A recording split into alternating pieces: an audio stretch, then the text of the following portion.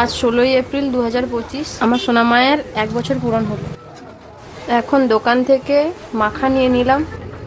আমার সোনা মায়ের আয়ু কামনার জন্য এখন আমরা চলে এসেছি পুজো দিতে।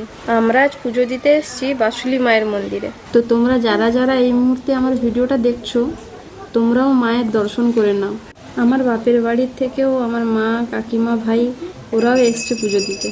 আমার সোনা মায়ের মঙ্গল কামনার জন্য ওরাও পুজো দিচ্ছে বাসুলি মায়ের কাছে। এই দেখো মায়ের পুজো চলছে। আমার সোনা মা মন দিয়ে পুজো দেখছে। ও এখন মায়ের কাছ থেকে কিছু একটা নিতে চাইছে, কিন্তু ওখানে মন্দিরের পুরোহিত আছে বলে ও ভয়ে যাচ্ছে না। এখানে পুজো শেষ হয়ে যাওয়ার পর আমরা সবাই এক এক করে মায়ের কাছে মনস্কামনা জানিয়ে প্রণাম করে নিলাম। ও এখন গুটি গুটি পায়ে হাঁটা শিখেছে, তার জন্য ও সারাদিন বেশিরভাগটাই হাঁটতে থাকে। আমাদের পুজো দেওয়া হয়ে গেছে, আমরা এখন বাড়ির দিকে রওনা হব। এই মন্দিরের 2 দিক দিয়ে সিঁড়ি উঠে গেছে। মাঝখানে দেখো কত ফুলের গাছ। এখানে কিছু পদ্ম ফুলের গাছও ছিল, তার ভিডিওটা নেওয়া হয়নি, তার জন্য তোমাদের দেখাতেও পারলাম না। এখানে কিছু ফটো তুলে এবার আমরা বাড়ি যাব।